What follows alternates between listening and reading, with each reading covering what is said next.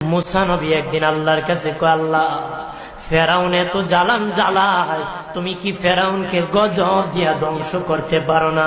আমার আল্লাহ কয়, মুসা আমি ফেরাউনকে 4টা কারণে গজব দেই না।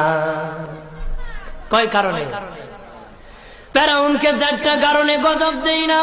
1 নম্বর কারণ হলো, রে মুসা, সারাদিন ফেরাউন বলে আমি খোদা, আর রাত যখন হয়ে যায় জঙ্গলে যায় কল্লাম আমি জানি তুমি খোদা, আমি খোদা না, কিন্তু আমারে মানুষ খোদা কইলে ভালো লাগে, খোদা কইলে ভালো লাগে। প্রভু, তাই তুমি বিরক্ত হইয়া আমার উপর গজব দিও না। আল্লাহ বলে, মুসা রে, ওই ফেরাউনে রাত্রির দুয়ার কারণে আমি আল্লাহ তার উপর গজব দেই না। 2 নম্বর কারণ হলো, আরে মুসা, তোমার মুখে দাড়ি, ফেরাউনের মুখে দাড়ি, তোমার পরনে জুব্বা,